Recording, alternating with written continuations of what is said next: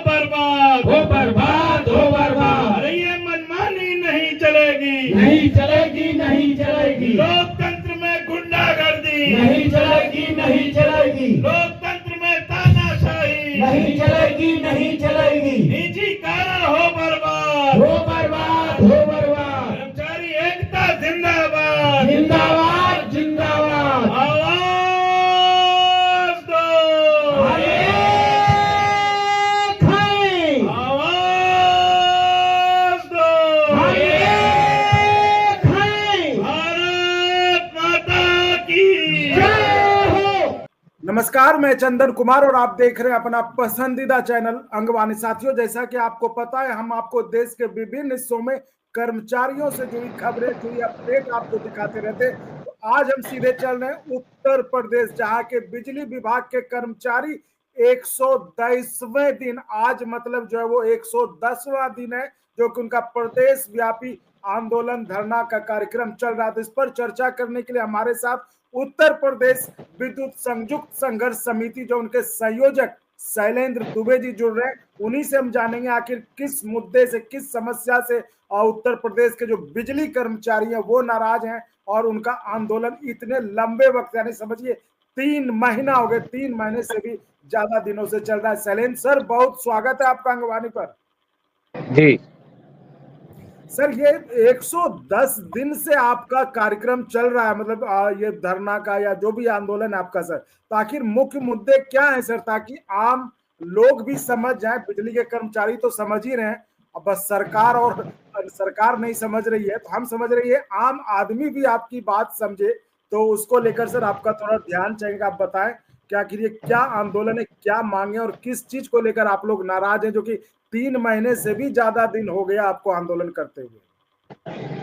देखिए, बिजली का निजीकरण उत्तर प्रदेश में किया जा रहा है और यह सामान्य बात नहीं है। उत्तर प्रदेश में 75 जिले हैं। पूर्वांचल विद्युत वितरण निगम और दक्षिणांचल विद्युत वितरण निगम के कार्यक्षेत्र में 42 जनपद आते हैं। तो 75 में से 42 जनपदों की बिजली व्यवस्था निजी क्षेत्र को दी जा रही है। अब इसमें सबसे ज्यादा नुकसान अगर होने जा रहा है तो प्रदेश की आम जनता का होने जा रहा है और सारी प्रक्रिया जो है वह पूरी तरीके से अवैधानिक है और ऐसा प्रतीत हो रहा है होने वाला।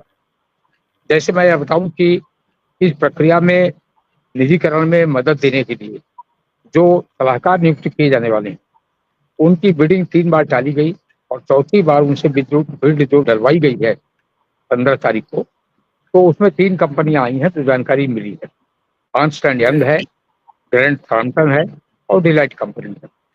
तो हम लोगों का सवाल यह है कि एक क्लॉज है और यह सीवीसी की गाइडलाइंस है, माननीय सर्वोच्च न्यायालय की गाइडलाइन है कि हितों का टकराव नहीं होने चाहिए। हितों का टकराव बहुत बड़ी बात है। मान लीजिए कि कोई ऐसी कंपनी आई है कंसल्टेंट बनने के लिए जो कंपनी किसी निजी कंपनी के साथ भी काम करती है, तो सारे डॉक्यूमेंट की पारदर्शिता समाप्त हो जाएगी, हितों को टकराव का मामला होगा। तो जानकारी मिल रही है तीनों कंपनियां कहीं न कहीं हितों के टकराव के दायरे में आती हैं और इसी कारण से पावर कॉर्पोरेशन ने इस प्राविधान को, इस क्लॉज को ड्रॉप कर दिया था। यह भ्रष्टाचार का मामला है, यह सामान्य मामला नहीं है। दूसरा, इलेक्ट्रिसिटी एक्ट 2003 की धारा 131 में यह कहा गया है कि जब सार्वजनिक क्षेत्र की बिजली कंपनी निजी क्षेत्र को दी जाने वाली है तो कहा गया है कि 2 बातों बहुत आवश्यक हैं और उन 2 बातों का मूल्यांकन किया जाना कंपलसरी। पहली बात यह है कि जिस क्षेत्र को हम बिजली के दे रहे हैं उसका रेवेन्यू पोटेंशियल क्या है। मैं अपनी बात को समझाने के लिए कहूँ कि आजमगढ़ में या किसी छोटी जगह का रेवेन्यू पोटेंशियल कुछ हो सकता है और गाजियाबाद का और नोएडा का रेवेन्यू पोटेंशियल कुछ और हो सकता है। तो रेवेन्यू पोटेंशियल के हिसाब से चीज बेची जाती है। कनाट प्लेस पर एक दुकान है 10 बाई 10 फीट की, उसका रेवेन्यू पोटेंशियल बहुत ज्यादा होगा। वही दुकान भदोही के एक गाँव में होगी, उसका रेवेन्यू पोटेंशियल बहुत कम होगा। तो रेवेन्यू पोटेंशियल इनका क्या है, उसका मूल्यांकन कोई नहीं किया गया। दूसरा, असेट क्या है। मेरे हिसाब से 1 लाख करोड़ रुपए से ज्यादा के एसेट्स, तो किस आधार पर निजीकरण किया जाएगा, इसके रिजर्व प्राइस क्या होगी। अभी हाल ही में चंडीगढ़ का निजीकरण हुआ है।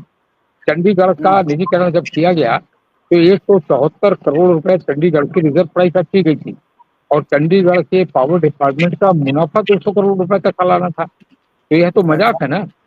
और ये 871 जितना मुनाफा था उससे कम रिजर्व प्राइस रखी गई सारे एसेट्स की, और 22,000 करोड़ रुपए की एसेट्स 871 करोड़ रुपए में बेच दी गई।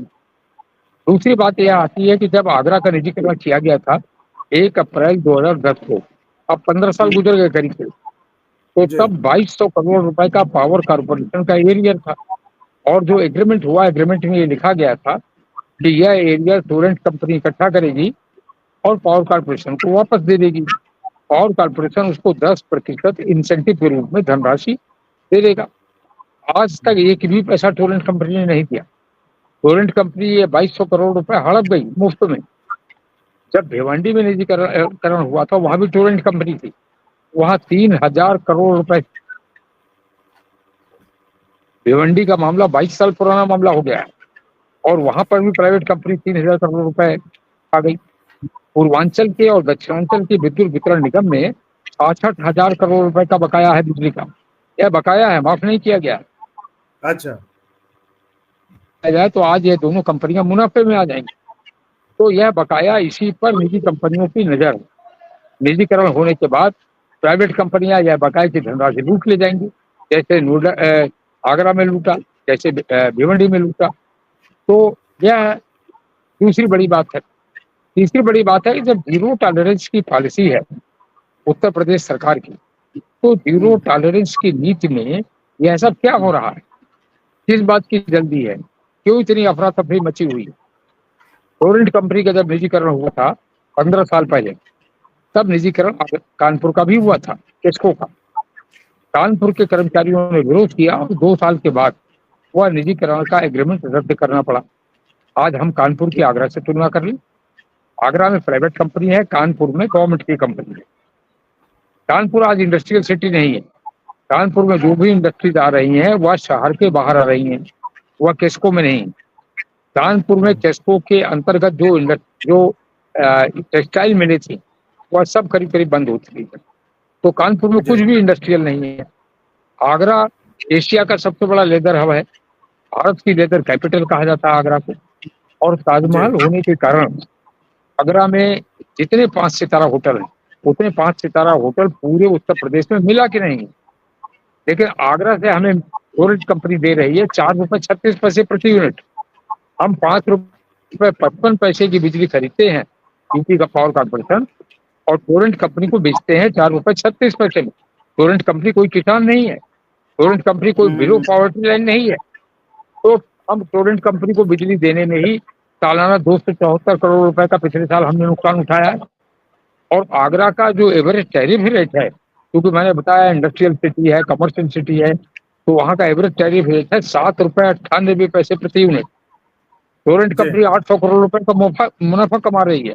अगर यह रहा होता है सरकारी क्षेत्र में तो प्रति वर्ष 1000 करोड़ रुपए का मुनाफा पावर कारपोरेशन को मिलता। इसके विपरीत कानपुर में सरकारी कंपनी और हम 7 रुपए 96 पैसे कानपुर से हमें मिल रहा प्रति यूनिट बिजली बेचने पर। आगरा से मिल रहा 4 रुपए 36 पैसे, कानपुर से मिल रहा 7 रुपए 96 पैसे कानपुर से हमको मिल रहा है। जो एटीएनसी हानियां हैं कानपुर में है, एटीएनसी हानियां 9.6% और आगरा में है एटीएनसी हानियां 9.82%। तो इससे अच्छा कंपेरेबल कोई एग्जाम्पल नहीं हो सकता। प्राइवेट सेक्टर से बेहतर हम कर रहे हैं कानपुर। और छोड़ दीजिए, पूरे दक्षिणांचल विद्युत वितरण निगम में जो औसत राजस्व वसूली है, दक्षिणांचल विद्युत वितरण निगम में क्या आता है, उसमें चंबल की बीघड़ आते हैं, उसमें बुंदेलखंड भी है, चंबल के बीघड़ आते हैं, सैकड़ों गांव आते हैं। वहां से राजस्व वसूली है 4 रुपए 47 पैसे प्रति यूनिट। एवरेज बता रहा हूँ आपको। पूर्वांचल दक्षिणांचल के 21 जिलों से एवरेज राजस्व वसूल रहे हैं हम 4 रुपए 47 पैसे, और आगरा शहर में टोरेंट से मिल रहा है 4 रुपए 36 पैसे। क्या यही निजीकरण की तस्वीर है? तो निजीकरण के नाम पर अगर लूट होने जा रही है तो आखिरी बात यह कहना चाहता हूँ कि इसका खामियाजा तो अंततः उपभोक्ताओं को भुगतना पड़ेगा। बात उत्तर प्रदेश में बिजली की अधिकतम दर डोमेस्टिक में है 6 रुपए 50 पैसे, मैक्सिमम रेट है 6 रुपए 50 पैसे, और 500 यूनिट तक बिजली की खपत जो लोग मुंबई में करते हैं उनका रेट है 17 रुपए 71 पैसे। उनका रेट है कोलकाता में, वहाँ प्राइवेट कंपनी है 10 रुपए प्रति यूनिट। उनका रेट है दिल्ली में, जहाँ प्राइवेट कंपनी है 8 रुपए प्रति यूनिट, 8 से 10 रुपए प्रति यूनिट। तो जी। प्राइवेट कंपनियां जहां पर भी हैं 10 रुपए से 17 रुपए 71 पैसे तक बिजली की दरें हैं। और चंडीगढ़ जिसका निजीकरण किया गया, वहां आपको बिजली की दरें जान के आप चौंक जाएंगे। अधिकतम बिजली की दरें थी 4 रुपए 50 पैसे, और उसके बाद भी वो मुनाफा कमा रहा है। तो निजीकरण का क्या मॉडल है? क्या निजीकरण के नाम पर सार्वजनिक संपत्ति की लूट होने वाली है? क्या निजीकरण के नाम पर जनता पर उसका बोझ अंततः डाला जाने वाला है? और आखिरी बात, निजी कंपनियों का सीएजी ऑडिट नहीं होता। अच्छा। जब रेगुलेटरी तो कमीशन के सामने अपना एआरआर सबमिट करती हैं तो उसमें मनमाना खर्चा दिखा देती हैं, क्योंकि उनका सीएजी ऑडिट नहीं होता। ये गवर्नमेंट के ऑर्डर हैं। सरकारी कंपनी एक एक पैसे का ऑडिट उसका होता है, वह गलत डाटा नहीं दे सकती नियामक आयोग के सामने। तो निजी कंपनियां जब आती हैं इसीलिए टैरिफ बढ़ा ले जाती है, तो उनका ऑडिट नहीं होता। तो किस स्थिति में हम जनता को छोड़ना चाहते हैं, वो अभी भारत के सबसे बड़े प्रांत उत्तर प्रदेश में। मैं यह कहना चाहता हूँ, या अपील करना चाहता हूँ आपके चैनल के माध्यम से माननीय मुख्यमंत्री जी से। माननीय मुख्यमंत्री जी के प्रति केवल उनके प्रति बिजली कर्मियों का विश्वास है और किसी के प्रति नहीं है। उनकी जीरो टॉलरेंस की भ्रष्टाचार पर नीति है, और बिजली में क्या हो रहा है, यहाँ तो केवल भ्रष्टाचार होने जा रहा है। इसलिए मेरी अपील है आपके माध्यम से माननीय मुख्यमंत्री जी को कि इस भ्रष्टाचार को रोका जाए और बिजली का निजीकरण बंद किया जाए। सर, ये तो बिल्कुल जाहिर तौर पे आप जो बता रहे हैं बिल्कुल सही कि जब प्राइवेट कंपनियां, और सबसे बड़ी बात आपने बताया कि उनका ऑडिट ही नहीं होता है, इसलिए वो जो मन सो वो रेट लगाते हैं, और अंततः इसका नुकसान, इसका खामियाजा जो है आम लोगों को भुगतना पड़ता है।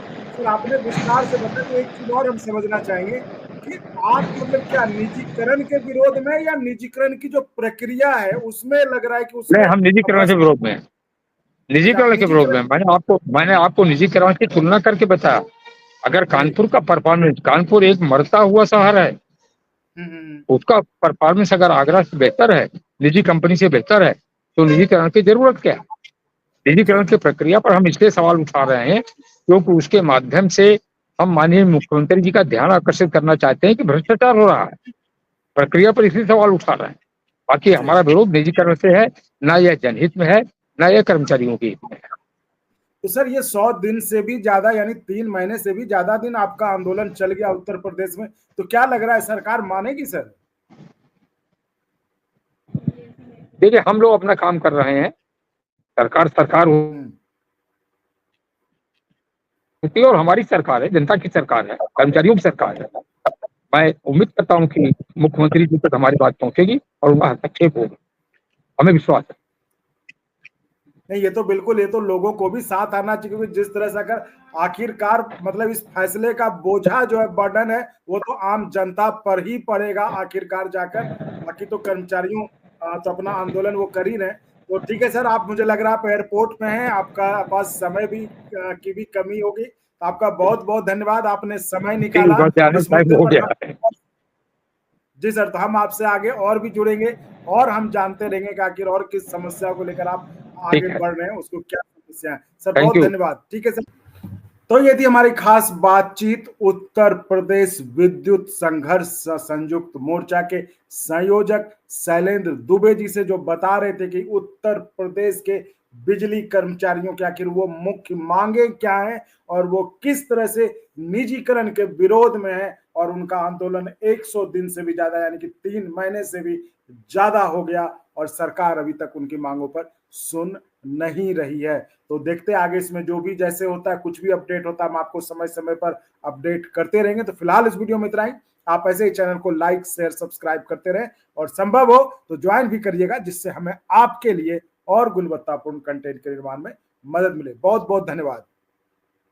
और अगर आपको अच्छा लगा तो एक बार और आपको मैं कहना चाहूँगा कि आप इसको प्लीज सब्सक्राइब और शेयर करते रहें, ताकि हमारा भी मनोबल और सपोर्ट बना रहे।